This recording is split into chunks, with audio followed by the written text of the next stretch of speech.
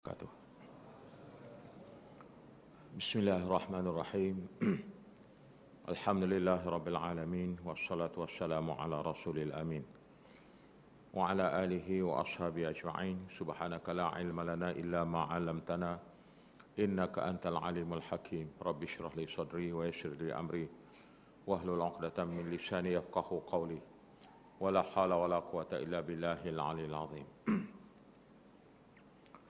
Yang berusaha, pengusi dan seluruh ahli-ahli jawatan kuasa surau yang saya hormati, para jamaah muslimin muslimat, hadirin hadirat yang telah berkesempatan untuk memenuhi ruang surau kita pada malam ini.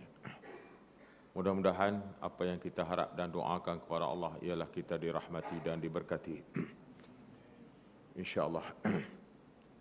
Sehubungan itu juga maka saya mengambil kesempatan untuk mengucapkan setinggi penghargaan terima kasih kepada pihak pimpinan surau, terutama sekali saudara kita Cik Makno yang menghubungi saya dah hampir sebulan lah untuk memenuhi program malam ni.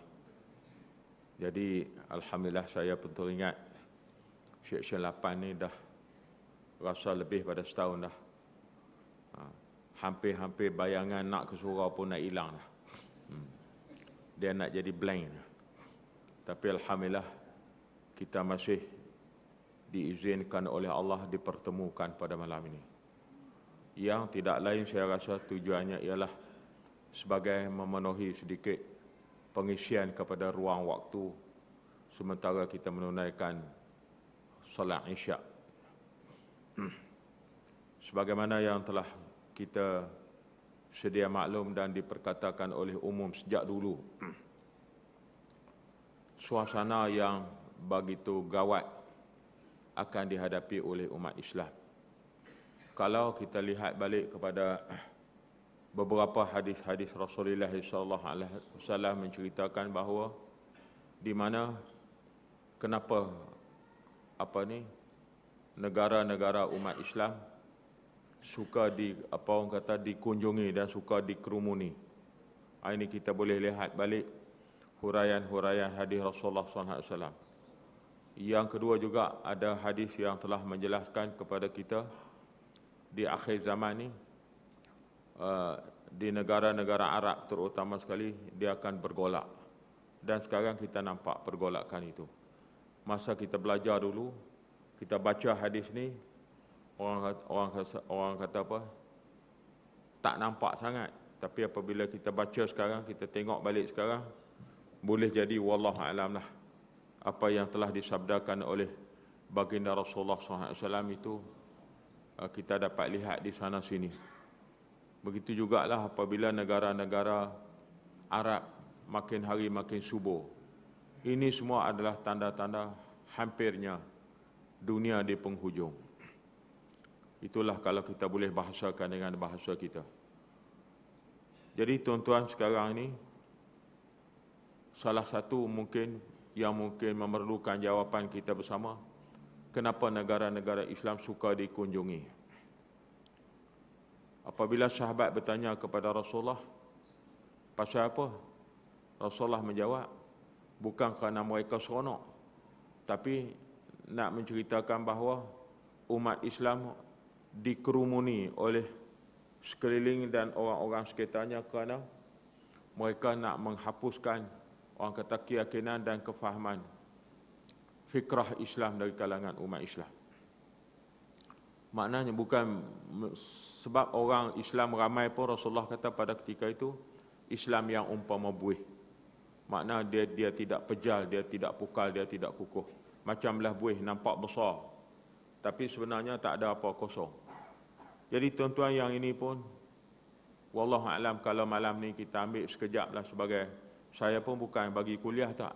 Ini sebagai satu orang kata apa?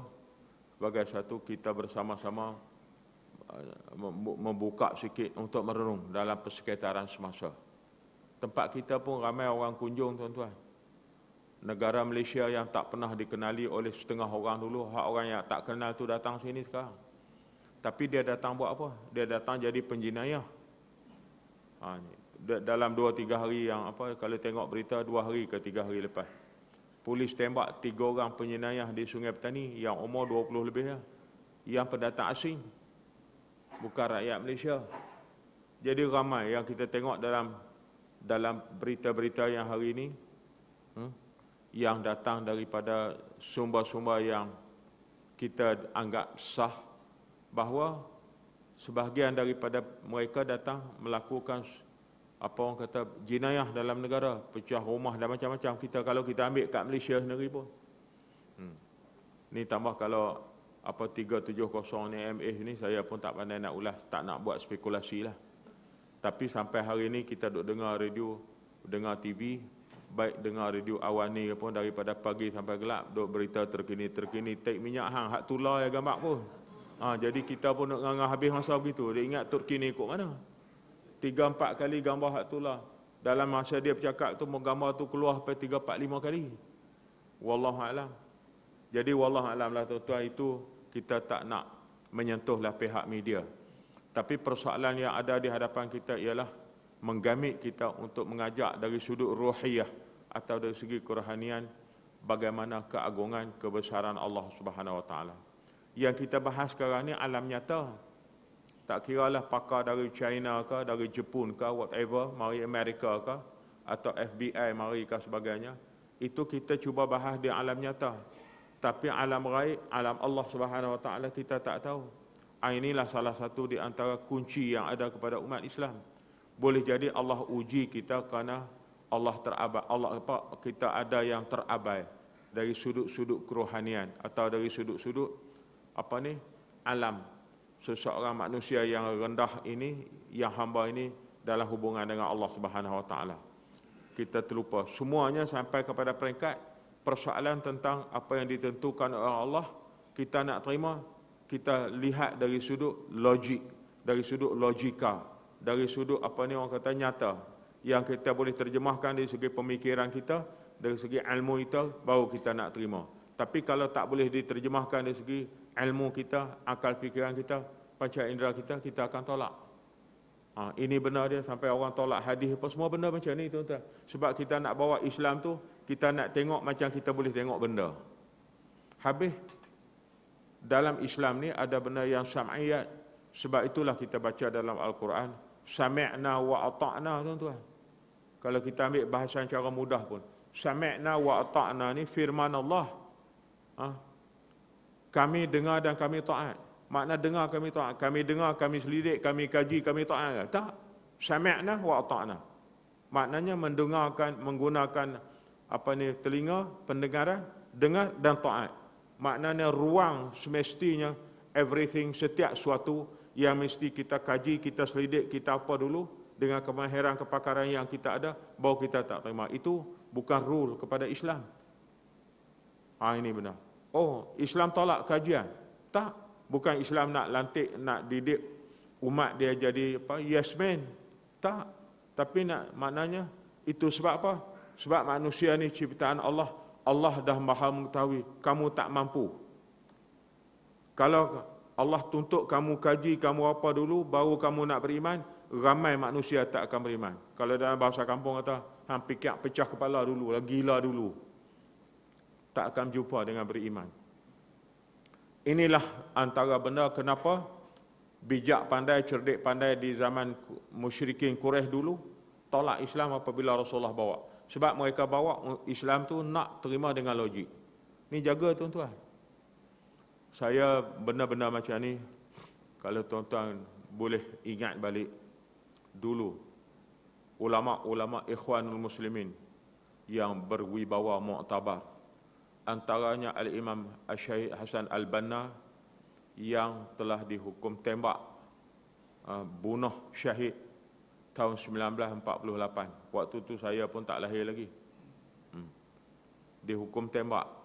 Dia mengenengahkan banyak buku pemikiran yang antara lain ialah sebagaimana Syekh Al-Imam Syahid Abdul Qadir Audah, juga ulama Ikhwanul Muslimin yang syahid di tali gantung semasa pemerintahan Jamal Abdul Nasir. Mereka ni didedahkan kepada kita dah bagaimana antara tajuk-tajuk buku tadi ialah Al-Islam mahjub. Al-Islam mahjubun bil muslimin. Makna Islam itu terdinding ataupun terhalang dengan orang Islam sendiri, bukan orang lain. Bukan Islam mahjubul bil kafirin, bil asiniyin kah, ataupun bil inglisiyin. Tak. Islam bukan terhalang dengan sebab Cina, bukan sebab India, bukan sebab orang putih. Tapi mahjubun bil muslimin, terhijab dengan orang Islam sendiri. Pasal Islam, orang-orang Islam dah tidak menggunakan Al-Quranul Karim dan ajaran Rasulullah SAW itu sendiri sebagai gedung ilmu. Mereka jahil. Makin hari makin jahil, maka tidak dapat memodelkan sebagai model Islam untuk dipertonton dan dihayati oleh orang lain. Mahjub. Yang satu lagi dibahaskan juga oleh Syahid Al-Imam Abdul Qadir Audah dalam buku dia Al-Islam baina jahli abnaihi wa ajzi ulamaih. Ni saya pun tuan-tuan malam ni terlintas ni, minta maaf lah sebab tak sedialah tag. Bukan jenis sedia tag pederah macam tu. Pasal apa? Ini apabila nak bercakap Allah peringat balik. Ni buku hak saya sebut tadi saya baca dulu masa saya di Yayasan Pengajian Tinggi Islam Nilam Puri, Kota Baru, Kelantan pada tahun akhir 1960-an. Ni kalau tersilap saya cerita tu bukan kata apa. Kalau tersilap pun maaflah pasal lama. Barang lama. Barang lama ni kadang enjin bunyi deras lari buka api pun. Tekan berat bunyi. Oh, tak lari tak jauh mana. Barang lama. Hak barang baru ni tekan sikit pun dia laju. Tu yang dia mudah accident. Hak tu pula ada risiko dia. Syahid Abdul Qadir Audah dalam buku dia ialah Al-Islam baina jahli abnaihi wa ajzi ulamaih. Islam di antara kejahilan ummah dia dan kelemahan ulama. Yang ni pun kalau kita ulas dalam buku yang dijelaskan berkenaan, saya nak cerita ni kenapa? Jangan perkecil ulama. Ulama mengkaji perah kepala dengan pemikiran dia. Jangan dojeh kita baru celek berapa hari baru kenal Al-Quran, duduk ke tepi ulama dah. Ni Syekh Abdul Qadir Audah menghurai menghujah ini menghadapi sampai dia sanggup syahid di tali gantung kerana menentang kemungkaran ini. Islam di antara kejahilan ummah dan kelemahan ulama. Macam mana kita di Malaysia? Minta maaf tuan-tuan, kita bukan duk berniat nak menghina sesiapa. Kita tak berniat pun untuk menuding kepada pihak. Tapi dari segi kita punya pemerhatian umum di kalangan kita di Malaysia, kita tak tengok tempat orang lain. Kita tengok di Malaysia. Sebab Rasulullah kata dah, innallaha yantazi'ul ilma bintiza'il ulama atau kama qala. Maknanya Allah mencabut innallaha la yantazi'ul ilma intiza'an yantazi'uhu minal ibad. Orang kata apa? Rasulullah kata, sabda Nabi, Allah tak ambil ilmu daripada ummah itu dengan intiza' yang tazi'uhu minal maknanya minal ibad. Bukanlah jenis cabut rentak tu. Kalau bahasa kampung saya dengan bahasa Kelantan dia panggil senyuh. Dia tak ambil ilmu senyuh lagu tu. Ni ada orang Kelantan tu Haji Makno faham lah ni. Saya tidak Kelantan tapi baling-baling Kelantan ni dua beradik boleh share makan budu. Tidak, dia Allah ambil ilmu daripada hamba dia bukan jenis senyuh retak macam tu. Walakin biqabdil ulama, tapi Allah ambil dengan mengambilnya para ulama. Sekarang kalau kita ambil fakta yang pokok, hak benar yang mudah macam ni pun, tuan-tuan lihat mana ulama-ulama di Malaysia sekarang. Setahu saya, minta maaflah kepada tuan-tuan semua, tapi setahu saya di Malaysia ni yang paling ramai ulama ialah di Kelantan, nombor 2 di Kedah, nombor 3 di Terengganu kah, Perak kah, sebagainya, negeri-negeri lain, termasuklah juga di Selangor. Tuan-tuan bilang sekarang mana ulama. Di Kelantan ulama meninggal tak berganti. Tok guru saya di Kelantan meninggal. Orang panggil, kalau orang Kelantan dia tahulah tok guru saya ni Pasir Tumbuh, Pondok Pasir Tumbuh. Orang Kelantan panggil Pondok Macai. nenek kepada Yang Berhormat Baihaqi Atiqullah tu tuan guru saya, salah seorang daripadanya. Jadi meninggal tak ada ganti. Begitulah juga di Kedah, meninggal di Kedah tak ada ganti. Yang agak yang orang kata yang diiktiraf oleh ulama-ulama lain di Malaysia sebagai seorang ulama yang orang kata yang mahir dalam ilmu tauhid, yang agak senior di Kedah pun tinggal tuan guru Haji Saleh Musa Syed seorang. Hal lain tak ada dah. Meninggal. Ulama mati tak ada dah. Di Selangor pun wallahu alam, tuan-tuan dari Selangor mungkin lebih faham. Dan kita boleh tinjau di seluruh, di Perak di mana. Di Terengganu pun begitu. Makna biqabdil ulama. Ulama-ulama yang meninggal tak berganti. Tak ada siapa ganti dah. Jadi itu menunjukkan bahawa Allah Subhanahu Wa Taala tarik ilmu. Tak ada dah. Pondok-pondok ada pengajian-pengajian agama apabila dah habis. Supaya kita kata kalau di Selangor, dulu kita boleh berbangga bersyukur kepada Allah sebagai rakyat Malaysia dan anak negeri Selangor, adanya Kolej Islam Kelang misal kata. Lah ni Kolej Islam Kelang jadi sekolah menengah biasa. Masuk Kolej Islam Kelang sekarang ni serupa je masuk sekolah menengah lain. Cuma mungkin ada sikitlah, lebih sikit dari segi ada bahasa Arab sikit, ada tulis Jawi sikit ke ataupun, atau bahasa Arab komunikasi lebih ke. Tapi nak sampai standard dulu, yang keluaran lepasan Kolej Islam Kelang layak untuk buat master degree di Al-Azhar, tak ada sekarang. Begitu juga di Pulau Pinang. Dulu kita boleh seronok dengan Al-Masyhur Pulau Pinang. Kita duduk di Kelantan pun anak mengaji Al-Masyhur, kita rasa Allah alhamdulillah puas hati. Tak apa, tak cukup makan sikit tak apa. Ayah mak tak tukar baju pun tak apa, duit nak bagi anak ngaji. Ngaji mana Al-Masyhur? Dengan bahasa Arabnya, dengan marajiknya, kitab Arabnya semua pasal. Sekarang mana ada tuan-tuan? Di Kedah, di Pendang saja 12 biji pondok. Makna 12 biji pondok tu bukan 12 butir dah. Bukan 12 buah pondok. Makna 12 institusi pondok di kawasan Pendang sahaja. Sekarang ni tuan-tuan daripada Kedah ni, terutama daripada Pendang boleh renung tengok. Nak ceritanya nak relate dengan hadis Rasulullah SAW. Begitulah juga tuan-tuan. Ulama-ulama seperti Dr. Abdul Karim Zaidan, Allah yarham, yang baru meninggal dalam 2 bulan yang lepas. Siapa ganti? Tak ada. Semua ulama-ulama besar meninggal, tak ada. Siapa yang ganti Dr. Abdul Halim Mahmud? Apa ni orang panggil apa ni? Syekhul Azhar. Tak ada. Saya nak pergi ke situ tu kerana follow up daripada buku-buku yang kita tadi relate, dan kita baca buku yang dihasilkan oleh Profesor Dr. Abdul Halim Mahmud Syekhul Azhar yang bernama Al-Ghazwul Fikri. Ini masa Dr. Abdul Halim Mahmud di Syekhul Azhar waktu tu saya di Mesir. Masa tu Syekhul Azhar Mesir Dr. Abdul Halim Mahmud. Waktu dia tu kerajaan Mesir berhutang Al-Azhar untuk membiayai negara. Kokoh tak kokoh, barakah tak barakah Al-Azhar pada ketika itu, dengan harta wakaf, dengan wibawa para ulamanya, Allah mencurahkan di luar daripada perhitungan kebiasaan. Sehingga kerajaan Mesir terpaksa berhutang dengan buat loan kepada Al-Azhar untuk negara. Zaman pemerintahan Abdul Nasir. Jamaah Abdul Nasir. Mana ada dalam dunia, wallahu alam tuan-tuan, kerajaan berhutang dengan universiti. Universiti berhutang kerajaan ada. Banyak. Ni hak tu.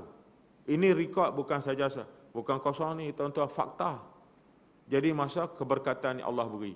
Kerana mereka mentadbir dari sudut ilmu, mereka membina ummah dengan memerangi kejahilan Islam ni tadi. Sampai di Al-Ghazwul Fikri baru dia kait balik tu dengan Al-Islam mahjubun bil muslimin. Islam tu terdinding dengan orang Islam sendiri. Kalau terjemah dalam bahasa Dogyang lagu tu je. Orang kata Dogyang lah. Simple lagu tu. Lepas tu yang dikatakan al-Islam baina jahli abnaihi wa ajzi ulama'i. Hak tu maka dikumpul antaranya dalam buku ni seolah macam merumuskan Al-Ghazwul Fikri, memperingatkan bahawa musuh-musuh Islam tak pernah berhenti Bukan mereka nak membunuh orang Islam semata-mata dengan senjata hidup macam ni, membunuh mengambil nyawa. Tetapi langkah mereka yang pertama ialah mereka mengatur satu strategi yang cukup hebat, ialah al-ghazwul fikri, iaitu dia panggil serangan intelektual. Makna intelektual Islam kepada orang Islam, hak tu dia hapus dulu. Makna orang Islam walau macam mana bijak sekali tu, pemikiran Islam mereka kosong. Hak tu yang Yahudi nak. Mereka tak mampu untuk berfikir secara fikrah Islam. Makna fikiran mereka tidak berlandaskan kepada wahyu. Yang wazakir fa inna zikra tanfa'ul mu'minin tu tak ada lagi dah.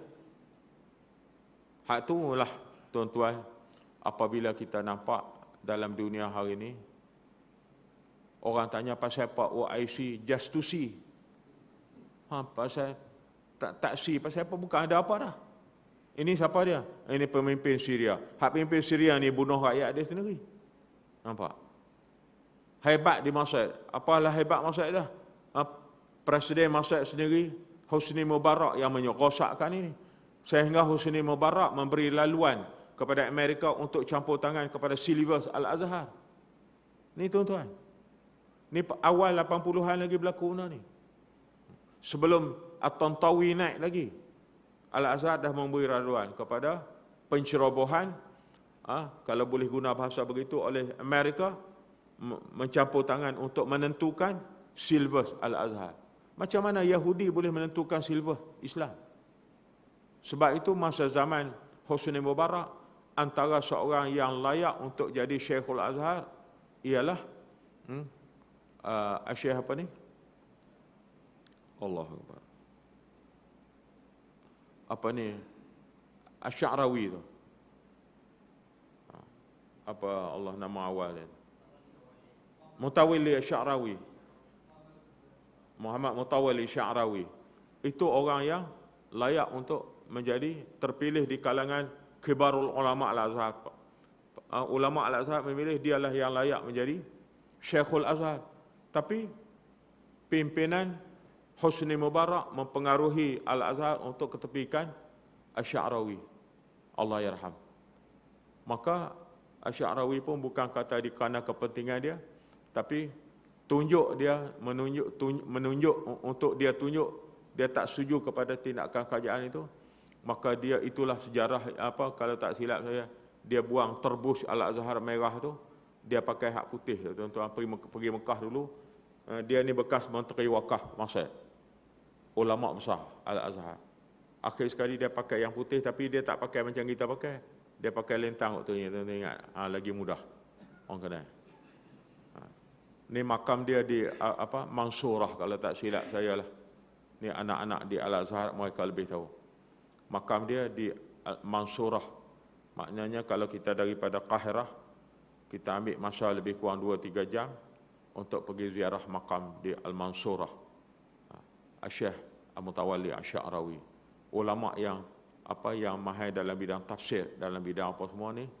Ia berpengalaman dalam pentadbiran pengurusan sebagai seorang menteri, tapi tak diterima oleh pihak Hosni Mubarak untuk mengemudikan pentadbiran pengurusan Al-Azhar, sebab mereka tahu kalau Syekh Mutawalli Asy-Sya'rawi ini duduk di situ, pengaruh Amerika tak boleh masuk. Ini ke samping. Cuba tengok tuan-tuan, ulama-ulama yang berjuang menghadapi suasana tekanan yang sebegini.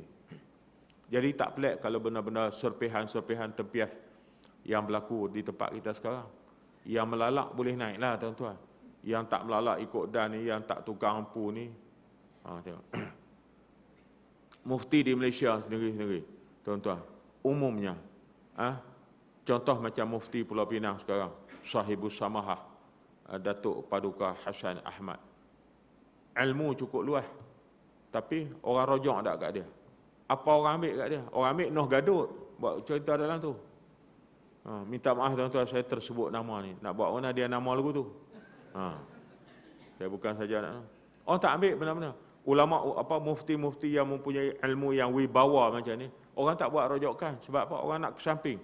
Kalau ambil hak jenis macam ni, ilmu banyak macam ni, tak boleh membantu kepentingan-kepentingan tertentu. Sahibu Samahah Pulau Pinang ni, dia usul fiqh dalam kepala. Orang kata kalau dalam bahasa mudah, masa kami duduk mengaji Lampuri dulu, kita panggil dia kitab berjalan.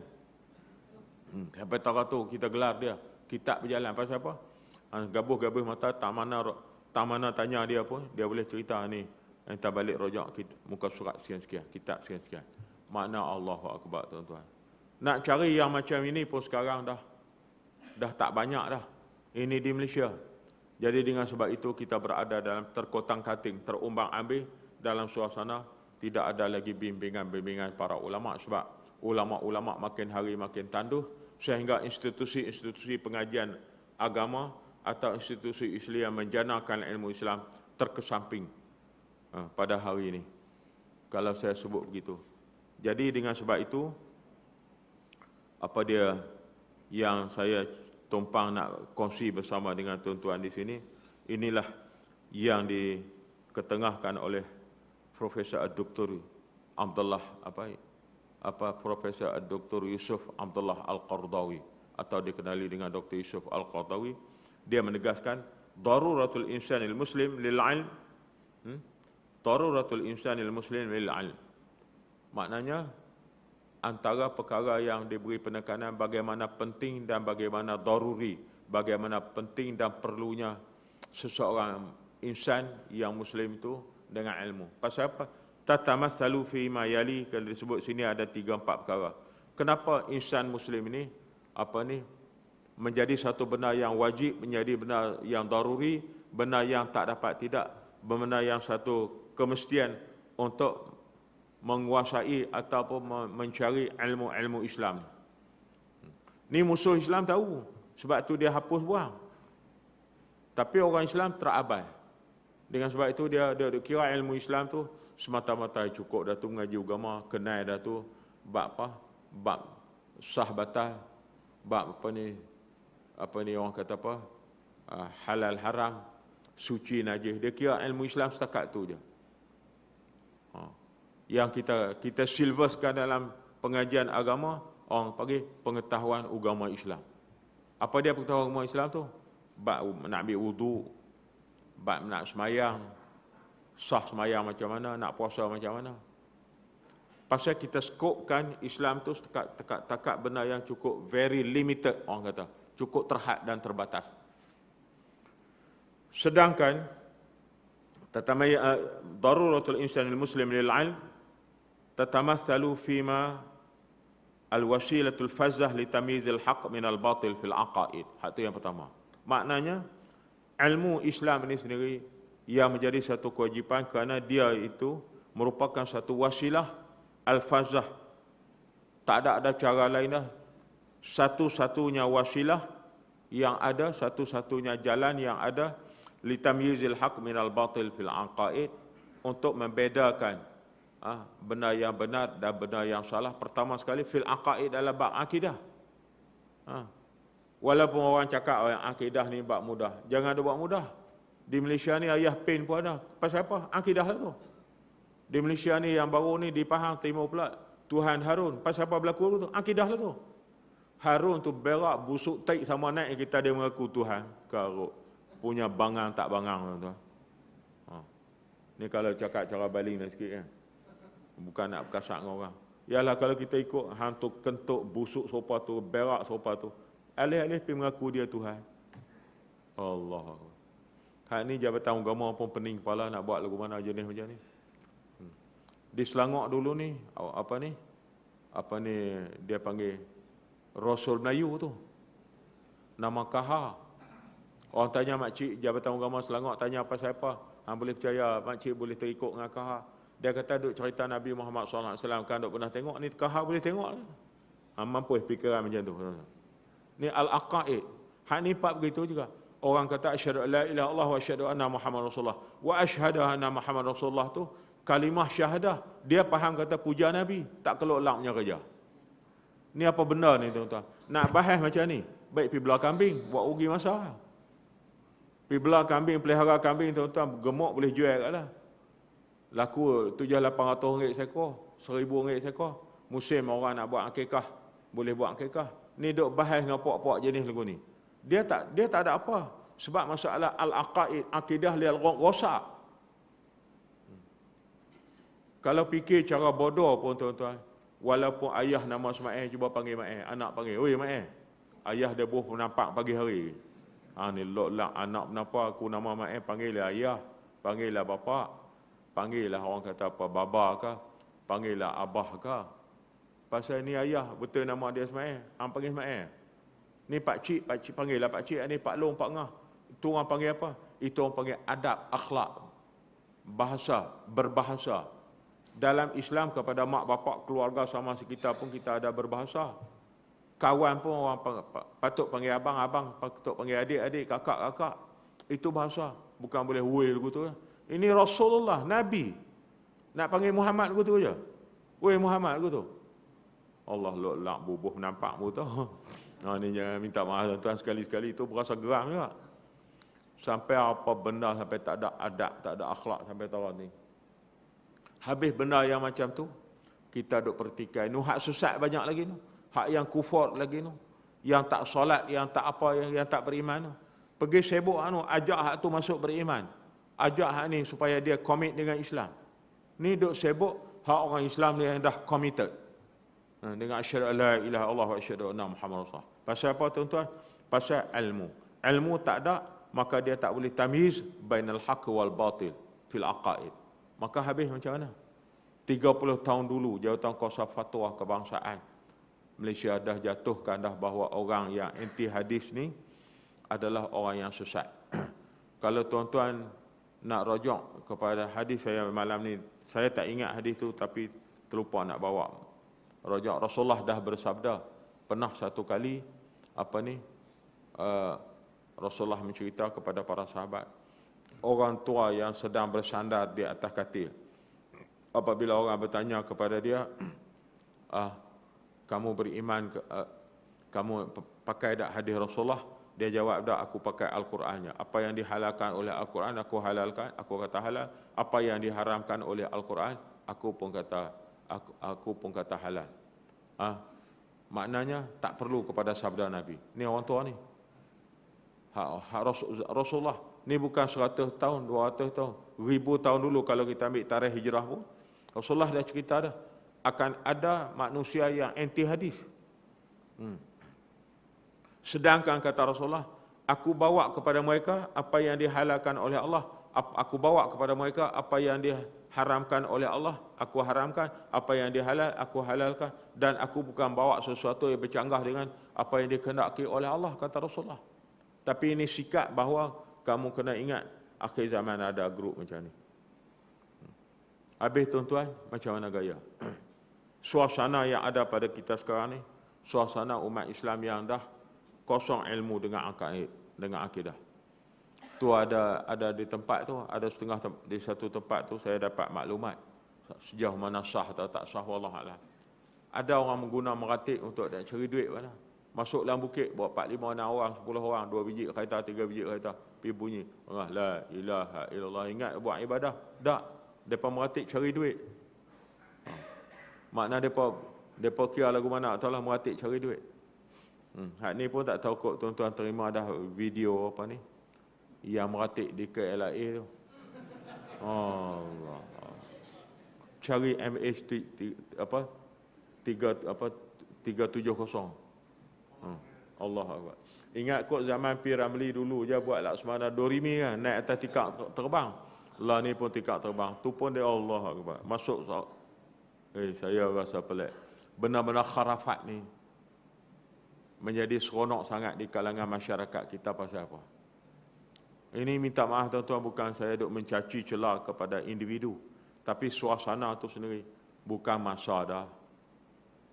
Laksmana Dorimi dulu pun P. Ramlee buat dulu. Laksmana Dorimi kalau tak silap P. Ramlee buat pun padahal dia kata negeri pun pasir 2 butir. Eloklah tu. Negeri pasir 2 butir. Makna filem P. Ramlee 40 tahun dulu dia cerita dah.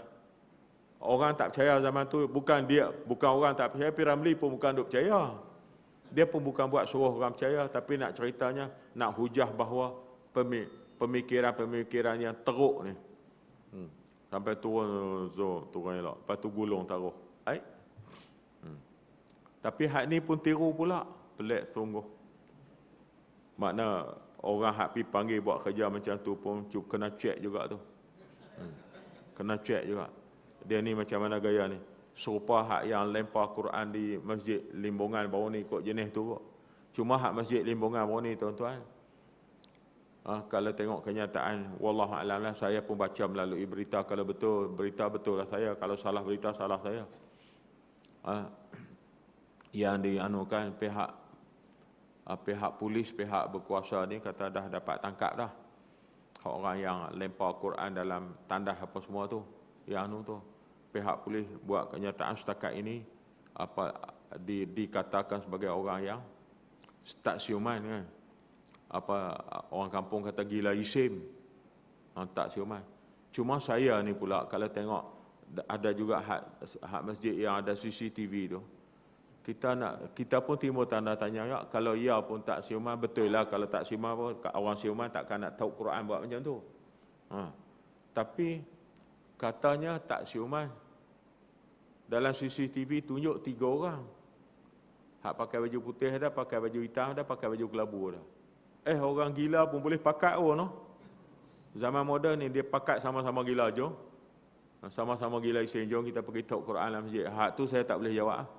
Orang tanya saya, Ustaz, hak gila pun boleh pakat geng lah, kroni hebat tu. Hak ni saya tak boleh jawab. Kalau seorang dia gila isin, dia masuk mengamuk dalam masjid, hak tu tak pelik lah. Tapi kalau dia boleh pakat 3 orang buat gila isin dalam masjid, hak ni wallahualam. Sebab itu bagi saya wallahualam lah, boleh jadi sumber-sumber yang lebih tepat lagi apabila pihak pemeriksaan doktor atau pemeriksaan apa mengesahkan tu, hak tu kita tak mau cakap lebih lah.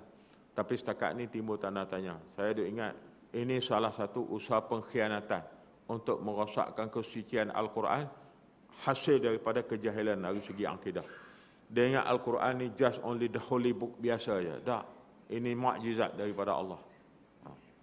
Al-Quran ni tuan-tuan, Al-Quranul Karim ni, walaupun dalam bahasa yang boleh diguna pakai dan ditranslate oleh orang lain sebagai the holy book, pasal ada lagi another holy book bagi mereka. Hak ni pun the holy book. Tapi kita kena ingat sebagai Muslim, ini adalah mukjizat daripada Allah kepada Rasulullah SAW. Jadi apabila mukjizat, dia bukan boleh faham dengan hanya semata-mata satu translate. Kalau kita orang Melayu, translate dalam bahasa kita, kita dah boleh faham. Kalau dalam bahasa Inggeris, translate bahasa Inggeris. Kalau orang lain dalam translate bahasa orang lain, maka dah cukup. Ini saya rasa satu benda yang harus kita fahami. Pasal apa? Sebab dulu orang kata, musyrikin dulu kata kepada Nabi Muhammad SAW, kamu ni gila, kamu ni sihir. Ini ayat-ayat sihir kamu buat mari. Lepas tu Allah mencabar mereka yang mengatakan ini sihir, suruh bawa satu ayat. Walhal tuan-tuan, kesusastraan Arab ni zaman itu cukup tinggi lah. Tapi Allah cabar, kamu bawa mari satu ayat yang serupa dengan Al-Quran. Mereka tak boleh bawa keluar. Itulah yang kita duk baca tu, yang apa ni? Yang hanya mampu ialah inna a'tainakal aq'aq. Tu. Ayat tu yang dia boleh bawa. Tu pun untuk bawa ayat yang paling pendek surah dalam Al-Quran. Inna a'tainakal kautsar fasholli lirabbika wanhar inna syani'aka huwal abtar. Nak standing hak tu pun mereka tak mampu. Padahal waktu tu tuan-tuan, musyrikin Quraisy ni saya nak ambil sikit bab cerita ni Al-Quran. Musyrikin Quraisy ni, dia ada tahunan dia ada untuk apa? Mendeklamasikan hasil-hasil kusasastraan mereka, hasil-hasil kepakaran mereka dalam bidang sastra, yang kalau kita mengaji dalam bidang ini dia panggil suq uqas. Suq uqas ni zaman jahiliah dah wujud dah di Makkah, iaitu setiap orang yang mahir dalam bahasa Arab ni, yang dalam bahasa mereka yang sastra ni, mendeklamasikan, kalau sajak pun sajaklah, siapa menang di suq uqas tu, hak yang terpilih, dia ambil sajak dia digantung di Kaabah pada ketika itu. Ni hebat tak hebat mereka tuan-tuan? Tapi sampai hari ini mereka tak boleh tiru walaupun satu ayat.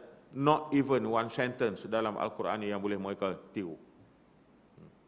Pasal Al-Quran ni bukan hanya sebagai satu orang kata wahyu biar wahyu dari Allah Subhanahu Wa Taala yang boleh kita lihat sebagai sebuah buku, tapi dia adalah lebih daripada itu, dia mukjizat daripada Allah kepada Rasulullah SAW. Sebab itu seteruk mana kita pun, minta maaf cakaplah kalau kita kata bahasakan, sebodoh mana kita, sejahil mana kita tak akan jemu mendengar Al-Quranul Karim. Dengarlah Al-Quranul Karim, bacalah macam mana. Sebab itu Al-Quran ini dibaca dalam berbagai lagu. Yang kalau kita lihat tuan-tuan ni, orang-orang yang ambil mendalami dalam bidang hafiz ni, mereka lebih fahamlah. Sampai ada 13 Quran. 13 tu Allahu Akbar, lunak dan enak kita mendengar. Dan tak jemu. Berbanding dengan yang lain, kita pun ada the top 10 berapa bulan je, top 10 lagu. 3 bulan yang paling kuat, hal lain tak ada dah. Tak main dah top 10 tu, tak ada apa, dia turun level dia makin hari makin turun. Hak ni jemu dah, hak ni jemu turun nombor 2. Hak ni jemu lagi turun nombor 5. Hak ni jemu lagi dah turun nombor 10 dah. Hak ni jemu lagi orang tak sebut langsung dah. Ni. Tapi Al-Quran hari-hari baca. Makin hari kalau kita baca dalam bentuk yang tawaduk, khusyuk, makin hari makin terasa, makin hari makin terasa. Pasal al-mu'jizah min Allah. Mu'jizatun min Allah. Tak habis-habis tuan-tuan. Tak apalah, satu yang pertama sekali saya nak ambil poin tadi ialah perlunya dari segi ilmu Islam ni kepada seseorang Muslim, ialah pertama sekali li tamyizil haq minal batil fil aqaid, untuk membezakan yang mana benar, yang mana salah dari segi akidah atau pegangan kita. Kalau umat dah jahil tentang ilmu Islam, yang menjadi parah ialah kita tak tahu beza dah antara yang mana akidah yang betul, mana akidah yang salah. Ni tuan-tuan, walaupun kita cakap sekarang di Malaysia kita rasa alhamdulillah mungkin tak berapa ketara, tapi sesuatu yang bukan mustahil. Satu yang bukan mustahil dalam pegangan akidah. Kerana bunga-bunga 1-2 dah ada. Mencaci Nabi, mencaci hukum hakam. Berapa ramai orang duk caci hudud sekarang tuan-tuan, dari dulu sampai dah berapa tahun dah. Kalau kita ingat saya tak kurang pada 30 tahun dah orang mencaci hudud. Sedangkan hudud ni salah satu di antara hukum-hukum yang Allah Subhanahu Wa Taala sebut dengan wahyu yang detail dalam Al-Quran. Sembahyang Allah tak sebut detail, aqimus solah wa atu zakah. Mana dia sebut subuh 2 rakaat, maghrib 3 rakaat, isyak 4 rakaat, asar 4 rakaat. Mana? Tak ada. Tapi hudud dia sebut detail. Maknanya ini boleh rojak balik dalam Al-Quran. Potong tangan kanan min khilaf. Orang kata apa? Berselang. Potong tangan kanan, potong kaki kanan, kiri, berselang. Potong tangan kiri, potong tangan kaki kanan. Mana berselang. Al-uzun bil uzun. Maknanya kalaulah telinga, mesti dengan telinga juga. Kalau hidung dengan hidung. Kalau apa ni orang kata gigi dengan gigi. Allah sebut detail. Al-Quran menyebut detail bab hudud. Hudud bukan suatu ijtihad ulama. Bukan Imam Asy-Syafi'i, bukan Hambali, Maliki dah Hanafi dah. Tapi Al-Quranul Karim jelas sebut. Itu satu. Yang kedua tuan-tuan, yang Allah sebut detail dalam Al-Quran, pada ketika dunia tak tahu apa benar matematik, tapi Allah buat turun dah. Apa dia? Dalam surah Nisa, ayat ni pesaka, harta pesaka. Hak ni dapat sumun, hak ni dapat as-sudus, hak ni dapat ar-rubu', hak ni dapat setengah. Satu apa ni? Nisf. Hak ni dapat asabah apa semua. Allah sebut detail. Waktu tu mana dunia tahu apa benar 1/8. Apa benar 1/6. Dunia jahil dengan matematik. Al-Quran dah ke tengah ini matematik. Alih-alih kita baru mengaji matematik sepatah dua, condemn Al-Quran. Duk kemas sangat dengan apa ni, kod 19 lah, kod berapa belas. Hang baru kenal berapa hari. Allah Akbar. Ni tak tahulah malam ni terkeluar kod benda tu banyak tuan-tuan.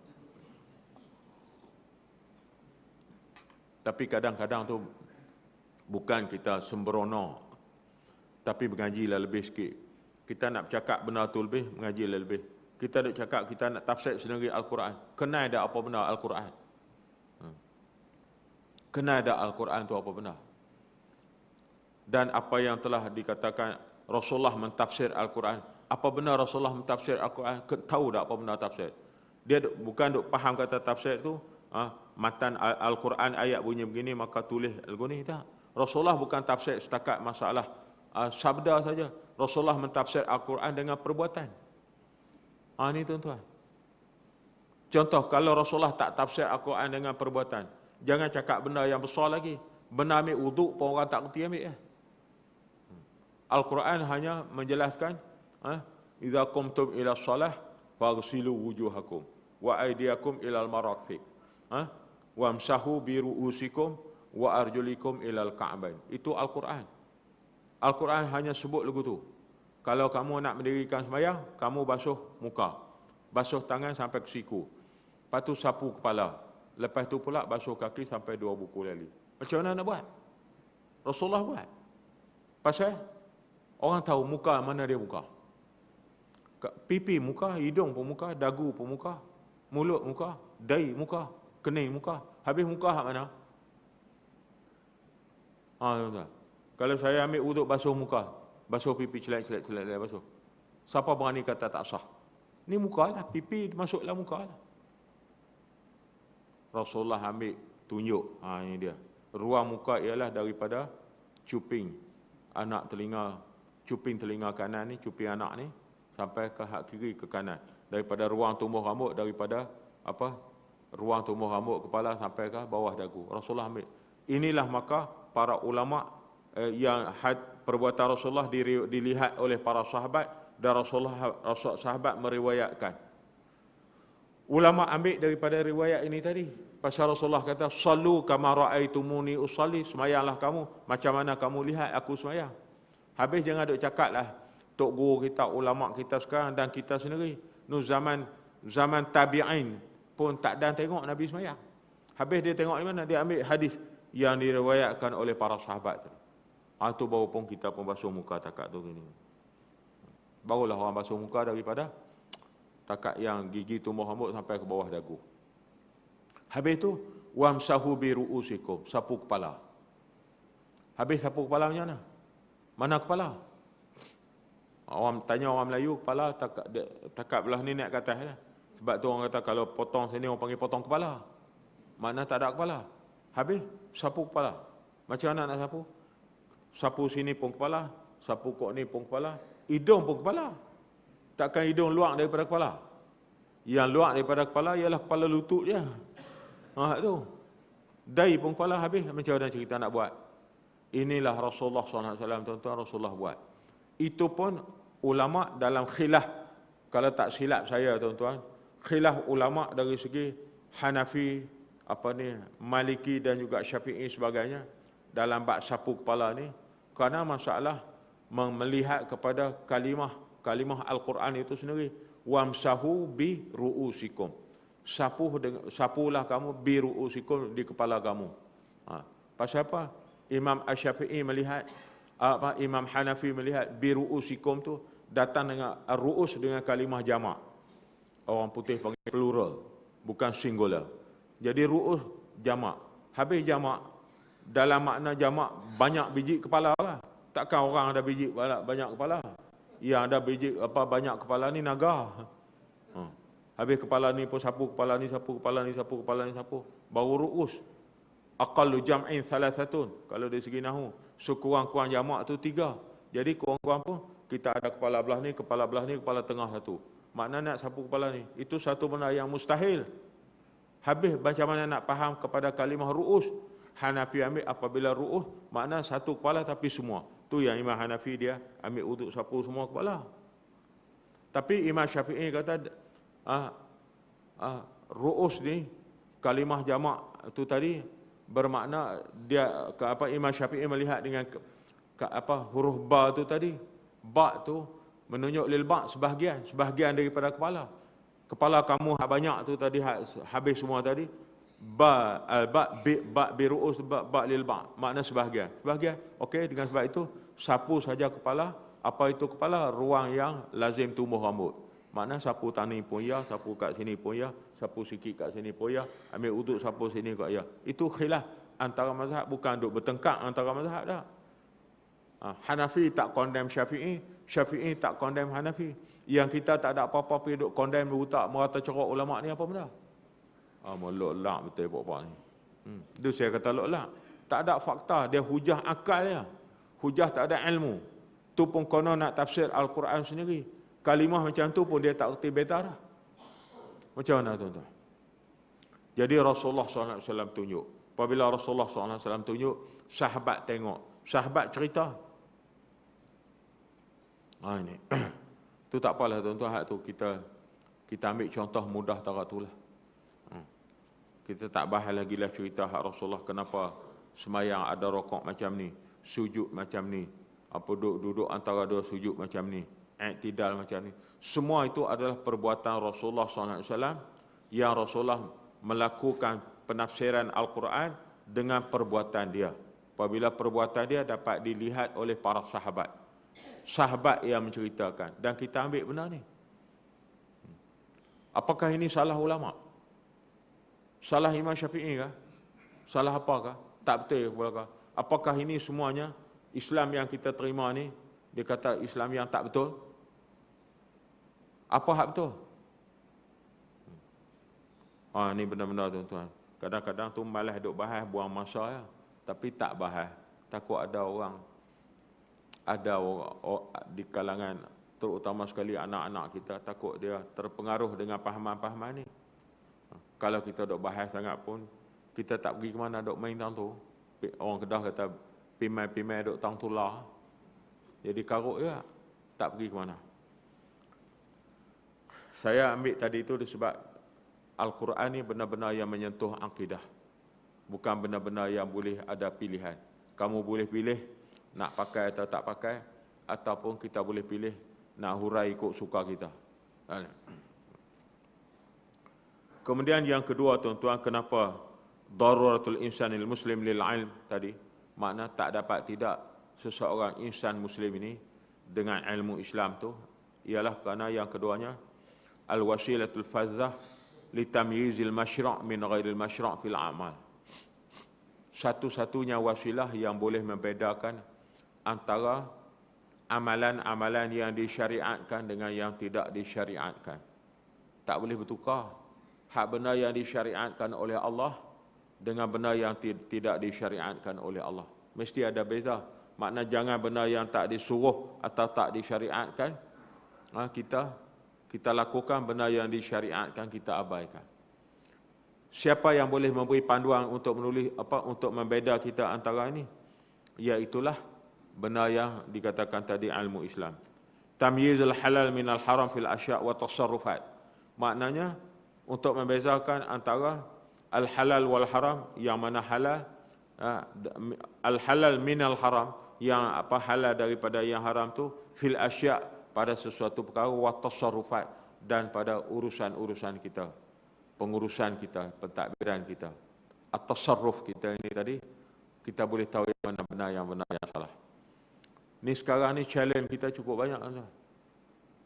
Cabaran yang berlungguk sekarang dalam kehidupan kita. Macam mana kita nak beza halal ke tak halal, haram ke tak haram?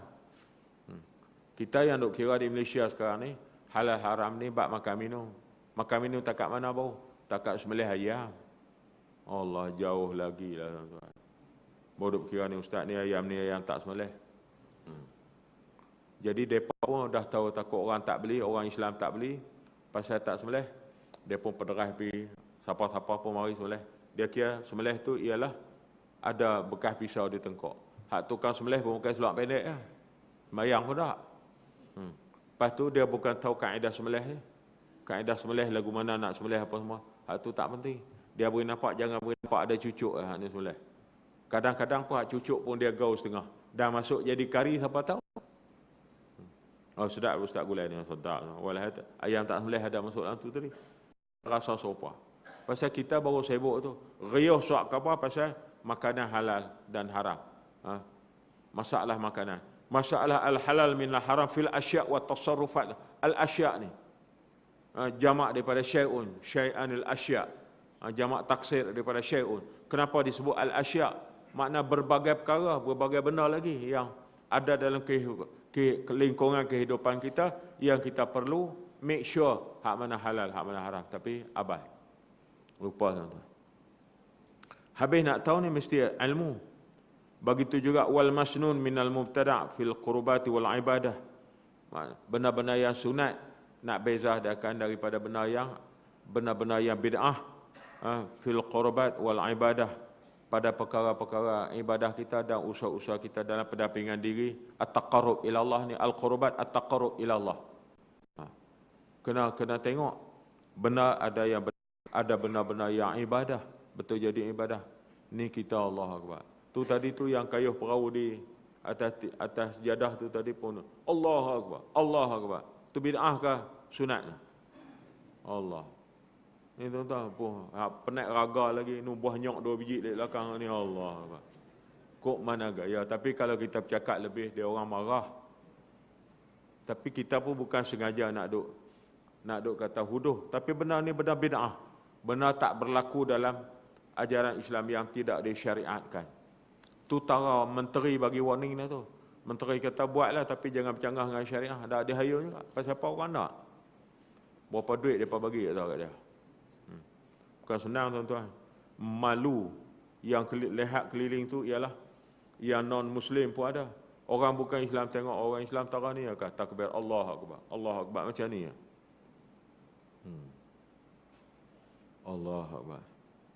Dalam Islam ni ada sembahyang hajat. Dulu masa orang duk sembahyang hajat lu 4 kata lebih kurang.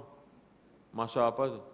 Apa ni Sahibul Fadilah Tuan Guru Datuk Ni Aziz buat sembahyang hajat penuh Padang Kota Baru tu dulu, stadium Kota Baru. Dia kata awak tak sembahyang hajat ke duk lah ni kepala bapak hampa pula nak duk sembahyang hajat. Suruh orang sembahyang hajat pula dah. Ni mula keluar kodok tengah panas itu ni. Minta maaf lah tuan-tuan kalau panas sikit pun cuaca Allah ni bukan saya. Nah. Dulu perli main lah cakap je, ya Allah, awak tak sembahyang hajat ke? Sembahyang hajat. Sekarang baru tahu apa benda sembahyang hajat. Tuan-tuan, Tok Guru buat bukan dia ikut kepala otak dia, bukan ikut reka main. Ada nas. Hak ni yang dikatakan benar-benar yang masyra'. Allah beri ruang kepada kita umat Islam.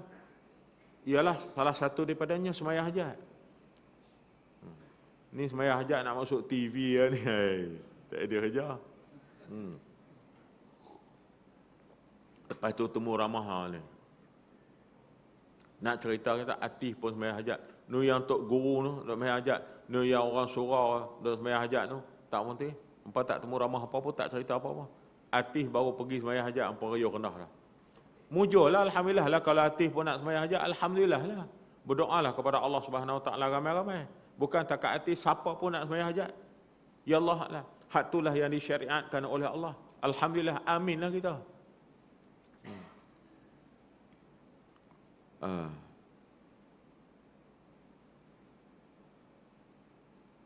Dia panjang juga, dia hurai di sini tuan-tuan. Wal hasanu minal qabih fil akhlaqi was suluk. Ni 10 minit pukul 9 ni. Wal hasan minal qabih fil akhlaq was suluk. Begitu juga boleh berbeza.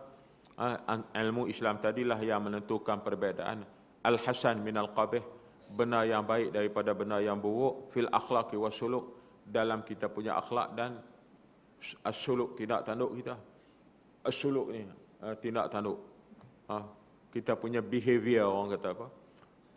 Dia punya kehidupan kita ini sendiri, hak mana baik, hak mana yang keji, itu ditentukan ataupun baru kita kenal dengan apabila ada kefahaman dari segi ilmu Islam ini sendiri, ilmu Allah Subhanahu Wa Taala. Dan yang ketiganya tuan-tuan, daripada 4 perkara ini insya-Allah kita sempat dalam pukul 9 ni. Yang ketiganya, ilmu Islam ini merupakan juga al-wasilatul fadzah li'a'ta'il a'mal wa takalif maratibah syar'iyyatus sahihah. Adalah juga merupakan satu wasilah, satu-satunya cara wasilah yang boleh i'ta' al-a'mal wa takalif maratibah syar'iyyatus sahihah. Untuk kalau dalam bahasa mudahnya, untuk memastikan sama ada amalan-amalan kita ataupun taklif kita, tanggungjawab kita itu secara tertib syaraknya yang sah ataupun tidak. Maknanya tertib syarak yang sah yang bagi seseorang tu lakukan sebagai memenuhi tanggungjawab at-takalif ni, taklifiyah dia, yang betul atau tidak betul, yang benar atau tidak benar dari segi ketentuan dia. Ini baru hak ni pun jangan celaru. Jangan jadi benar yang wajib kata sunat, benar yang sunat kata wajib. Kenuri walimatul urus, contoh kenuri kahwin adalah benda yang sunat muakkad, kerana Rasulullah menuntut supaya perkahwinan pasangan antara seorang lelaki dengan seorang perempuan itu dimasyhurkan. Pasal apa? Untuk mengelak fitnah. Elak nanti kawan ni A ni duk berjalan dengan seorang perempuan, orang kata dia ni jahat. Pasal apa? Duk jalan perempuan, orang tak tahu bahawa yang perempuan tu isteri dia, yang lelaki ni suami dia. Jadi nak elak macam tu, maka Islam meletakkan suatu sunat muakkad untuk dihebahkan melalui walimatul urus. Yang hampir duk buat karaoke sambil tu buat apa? Ni pasal celaru lah. Allah Akbar. Lah ni karaoke kat kampung pun ada karaoke dah tahu. Allah. Harga getah murah tu duk karaoke lagi. Lak betul. 3 ekor lembu korban dah cukup dapat kebajikan dah. Tapi buat karaoke. Ni tuan-tuan. Riuh rendah. Kenuri tadi ni, hak dapat sunat, dia jadi haram.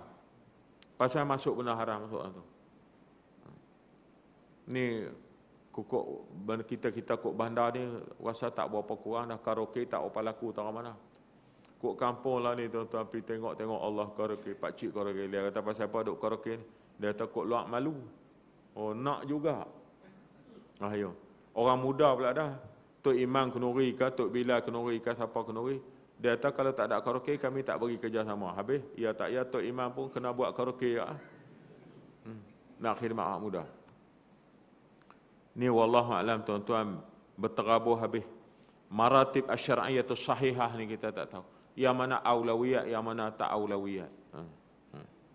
Sekolah agama tak cukup guru, tak cukup duit. Tepi rumah dia tak peduli. Tapi dia ulang alik pergi Mekah tak berhenti. Setahun 5-6 kali dia pergi Mekah. Sekali pergi 5,000. 5 kali 6, 30,000. Dia habis tu. Tapi tang sekolah agama rakyat dekat rumah dia, sekupang dia tak pergi. Pasal apa? Maratib asy-syar'iyyatus sahihah dia tak tahu. Hak mana yang aulawiyat.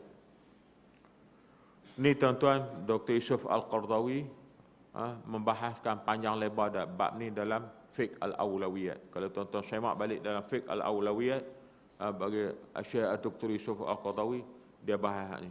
Ulang alik pergi Mekah ni, betul lah benar pergi ke Mekah tu bukan benda yang maksiat, benda yang makruh. Tapi dari segi yang ni, yang mana prioriti, yang mana keutamaan, yang mana aulawiyat. Sebab masalah dia kerana ilmu bab tu tuan-tuan. Kadang tu masa kita pun serupa tu sambut maulid Nabi, Masya Allah. Berapa bajet tahun ni sambut maulid Nabi? 500,000 sejuta. Belarak ya Rabbi Rabbah sallallahu alaihi Muhammad. Tak ada samping pun beli samping baru, pakai tengah jalan telung deh tapi belarak. Ni saya cerita masa saya duduk kerja dulu pun turut belarak maulid lah. Lawak. Tapi tang hukum hakam sah batal, haram halal tak peduli. Tengah duk belarak maulid Nabi tu pun lulus lesen judi. Apa benda ni? Maulid apa ni? Tuan-tuan. Sebab tu tidak ada not even satu ayat pun dalam Al-Quran yang mengarahkan kita buat sambut maulid Nabi. Tak ada. Suruh umat sambut maulid Nabi ni tidak ada. Wallahualam kot saya ni tak sampai bab tu. Tapi kalau tuan-tuan baca dalam kitab Al-Bayan oleh Dr. Yusuf Qardawi juga, memang tak ada nas yang suruh sambut maulid Nabi. Tapi Islam tak tegah, Islam tak haram. Boleh sambut kerana kalau pengisian dalam maulid Nabi itu membawa orang tu kesedaran balik kepada ajaran Islam, membawa orang itu insah balik kepada diri dia tu untuk taat, untuk kasih kepada Rasulullah, tak apa. Tapi macam mana tuan-tuan? Hari ini kita sambut maulid Nabi, esok kita lulus lesen judi. Ni ada maklumat yang saya terima, baru lulus lesen judi ni 10 hak jenis Magnum tu. Tak tahulah betul. jenis-jenis lesen judi Magnum ni baru lulus. Habis tak padan, tak balik modal dengan Maulid Nabi. Yang akhir sekali tuan-tuan, ilmu ini adalah al-wasilatul fazah lil hukmil adil ala al-afradi wal jama'at. Adalah kerana taqwim al-mawaqif wal ahdath taqwiman salima ba'idan 'anil syatat wal hawa wa 'anil ifrat wat tafrid. Wallahu a'lam. Adalah satu-satunya jalan yang boleh kita melihat hukum yang adil alal afrad wal jamaah, ke atas orang perseorangan dan ke atas masyarakat. Hak mana adil tuan-tuan? Hak ilmu lah hukum. Takat beli ayam sekok harga RM1, hang duk heboh dah. Merapu betul. Tak payah cerita lah kat orang tuan. Saya minta maaf lah, saya sebut ni bukan nak kenen apa-apa. Menghargai, menghormati tuan-tuan. Mari sama-sama kita menghormati, kita bersamalah Islam. Sana ada kolej, sini ada universiti, sana ada institusi. Orang lah ni pakat mengaji hebat belaka dalam bidang apa-apa. Takkan hampir pebodoh orang ramai sampai ayam sekok RM1. Allah Akbar. Kalau orang habaq pun hang tahu hang pebodoh orang, hak sonok tu makna memang dia tu bodoh betul. Hak tu ya. Dulu dah cerita dah kangkung murah. Ingat kami semua ni arnak kerja menterderah kangkung hari-hari. Allah Akbar ni mula-mula lah tuan-tuan. Sebut lagu tu orang marah lah, tapi tolonglah hormat ke orang. Bukan kata hormat duk puja macam mana dah. Orang lah ni mengaji belaka. Dulu bolehlah satu-satu karya nak cari LCE pun bersakit. Masa saya zaman saya muda dulu ni, masa zaman remaja lah orang kata mau duk tengah mengaji, satu qaryah tu kalau ada orang lulus SRP waktu tu, Allah Akbar, orang kata dia tu hebat. Kampung saya seorang masuk universiti waktu masuk universiti Melaya. Orang hormat tuan-tuan, tengok ayah dia, tanya ayah dia macam mana didik anak sampai boleh masuk universiti. Seorang dia satu qaryah. Seorang. Masa zaman tu betul lah kok lah munasabah sikit. Ni zaman sekarang, belah belakang dapur ada kolej, depan pun ada universiti, kiri kanan rumah, tempat pengajian, institusi macam-macam, tuition merata cerok. Takkan hampir duk heboh dengan kangkung. Allah. Kalau tempat setengah tempat tuan-tuan, kangkung paling murah lagi hak dekat kandang babi. Tu parit tu penuh tu tempat kandang babi, kangkung naik cukup hijau, hampir ambil hak tu seduit tak kena. Kalau gamak telan. Tapi jangan duk ingat kita ni arnak. Arnak boleh hari-hari dapat kangkung pun tak pada tu. Orang pun yang duk puasa syok sangat tu geng kaki arnak belaka tu. Wallahualam. Ni tuan-tuan nak sudah dah ni. Ni penutup lah tu. Apakah dia panggil al-adlu alal afradi wal jama'at? Hak ni kena tengoklah keadilan perseorangan dan masyarakat. Ada benda yang kena lihat dari sudut kepentingan masyarakat dan ada seorang benda yang event-event yang perlu dilihat dari segi perorangan. Jadi tuan-tuan, kesimpulan apa yang kita baca malam ni, walaupun hanya sedikit petikan daripada kitab buku Dr. Yusuf Al-Qaradawi ni, yang saya bawa ni kebetulan adalah bahasa Arab dan Syumulul Islam oleh Maktabah Wahbah Al-Qahirah. Maktabah Wahbah Al-Qahirah oleh Profesor Dr. Yusuf Al-Qaradawi. Ni pun Dr. Yusuf kita ni pun tuan-tuan umur 80 lebih dah. Ulama-ulama yang muktabar, ulama-ulama yang tajam fikrah ni tak ramai dah. Hak ni yang ada ni pun umur 80 lebih dah. Tu pun macam-macam orang kata kat dia. Masjid, walaupun dia anak masjid tapi tak boleh masuk masjid. Dibuang negara, tak boleh balik. Ni. Tambah sekarang ni tuan-tuan, buku-buku macam ni mamnu' batatan, makna ditegah sama sekali di masjid ni. Kalau ada hak ni dirampas. Buku-buku Dr. Yusuf Al-Qaradawi dirampas habis di masjid. Di Saudi lama dah tak bagi. Saudi lagi lama tak boleh masuk buku-buku macam ni. Buku-buku yang membina ilmu, yang membawa minda kita ni, fikrah kita makin terbuka tentang Islam. Hak ni lama dah diharam di setengah-setengah negara umat Islam ni. Tambah di Iraq lagi lama tuan-tuan. Sebab tu berjaya Saddam Hussein menghancurkan Iraq. Bukan setakat zaman setakat dia mati, tapi sampai sekarang Iraq hanya tinggal orang Arab dah. Tapi fikrah semua fikrah Amerika yang memerintah Iraq sekarang ni. Minta maaf tuan-tuan. Orang Amerika yang memerintah Iraq sekarang bukan fikrah Islam lagi lah. Hak ni yang kita bimbang. Tak apalah tuan-tuan. Mengakhiri jadual kita malam ni, saya nak minta izin dalam 1-2 minit je tuan-tuan. Iaitu satu amanah yang telah dipikulkan kepada saya dan bersama dengan tuan-tuan dengan para sahabat ni. Orang wakafkan 5 ekar tanah di kampung Carok Bereh, Kuala Ketil, Baling, Kedah. Dalam kawasan Parlimen Baling lah. Tuan-tuan, saya tak ada apa dah. Tu kira terima kasih banyak lah.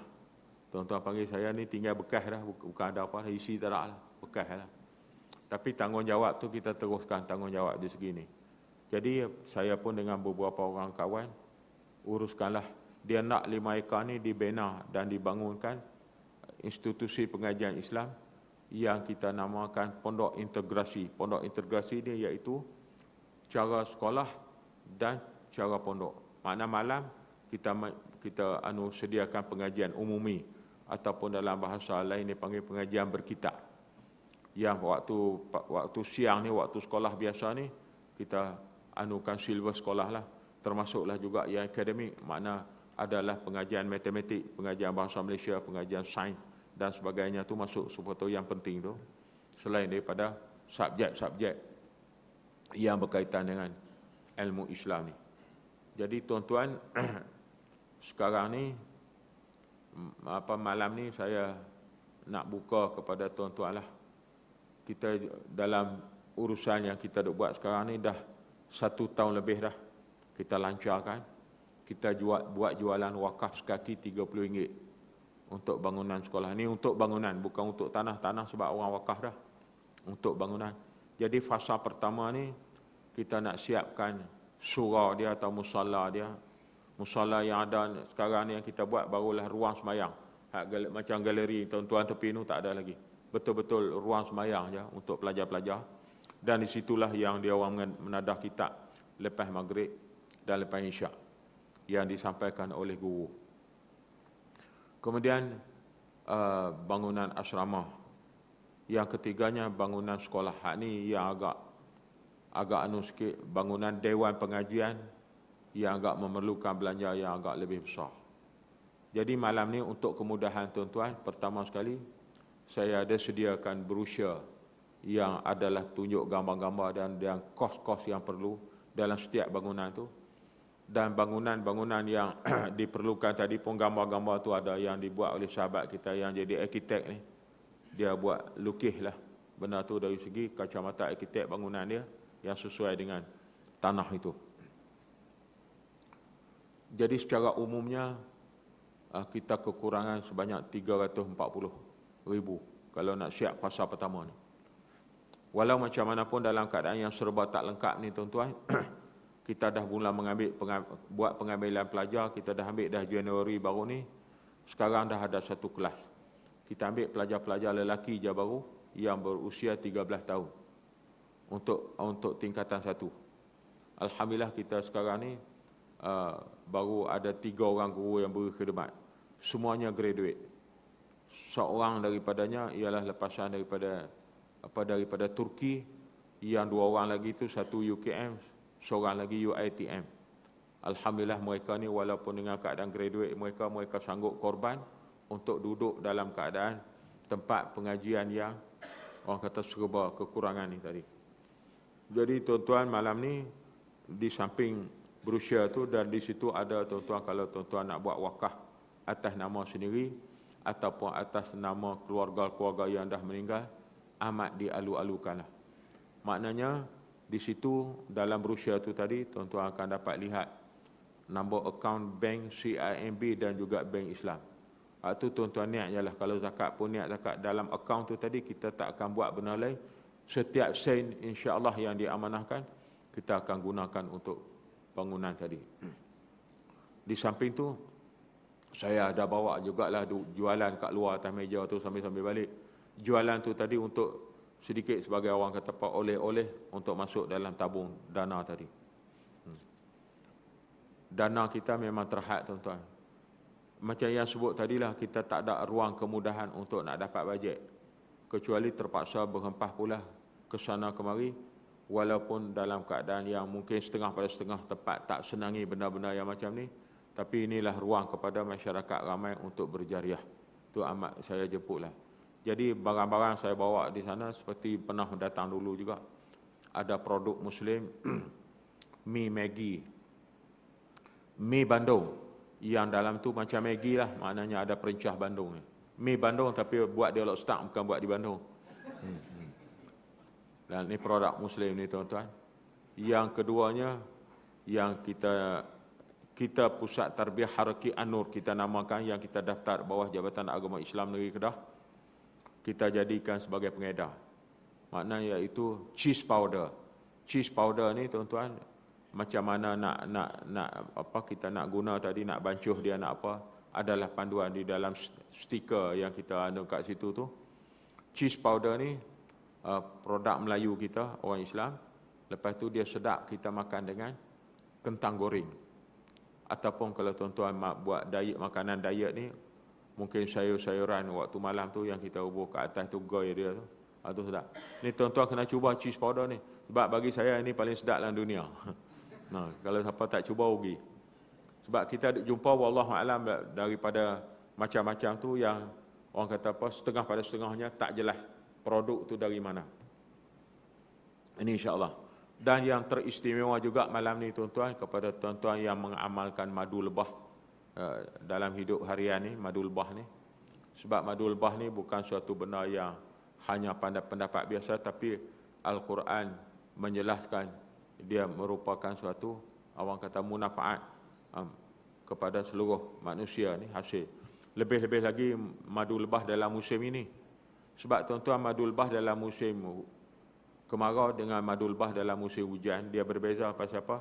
Musim hujan tu dia adalah juga sikit nak campur dengan air, dengan apa sebagainya, kan bunga-bunga tu. Tapi kalau musim kemarau ni memang pure betul-betul. Ini yang saya bawa ni, insya-Allah, tuan-tuan, setakat yang saya duk bawa dah sebelum ni, tak ada lagi lah orang komplain kata tak ori. Sebab kita ambil betul-betul daripada orang yang bertanggungjawab, sahabat kita yang ambil betul kat pokok tolang ni. Apa madu tualang orang panggil ni, yang saya bawa, tuan-tuan boleh cuba nanti. Itu antara satu dua lah. Yang satu lagi ialah, manalah tahu di kawasan Syekh Syelapan ni lama dah duk kepingin, orang kata apa, duk mengidam kopi kampung. Ini kopi kampung betul ni, tak ada campur. Mana tuan-tuan tengok pun hitam betul-betul, hitam. Pendek kata, kalau biasanya saya duk pergi, kalau orang Jawa tak cukup lah ni. Kopi, orang Jawa suka kopi kan. Dan kita pun biasa gitulah. Dia kopi kampung betul, biji yang diproses cara kampung. Itu tuan-tuan boleh tengok di sana tu. Dan itu sahajalah saya rasa 1, 2, 3, 4 barang yang saya boleh sebut. Untuk walaupun sesen 2 yang kita dapat adalah untuk tabung pusat tarbiyah tadi. InsyaAllah. Mudah-mudahan bermanfaat untuk kita semua. Wallahu a'lam. Wabillahi taufiq wal hidayah. Wassalamualaikum warahmatullahi wabarakatuh. Bismillahirrahmanirrahim. Alhamdulillah rabbil alamin. Wassalatu wassalamu ala rasulil amin wa ala alihi washabihi ajma'in. Allahumma inna na'udzubika min ilmi la yanfa' wa min qalbi la yakhsha' wa min nafsi la tashba' wa min ta'amin la yurzaq. Rabbana innana sami'na munadiyan yunadi lil iman an aminu bi rabbikum fa amanna. Rabbana faghfir lana dhunubana wa kaffir 'anna sayyi'atina wa tawaffana ma'al abrar. Rabbana atina fid dunya hasanah wa fil akhirati hasanah wa qina adzaban nar. Wa sallallahu ala sayyidina Muhammadin wa ala alihi washabihi ajma'in. Walhamdulillah rabbil alamin. Kalau ada rombongan nak melawat, nak tengok tempat sekolah tu,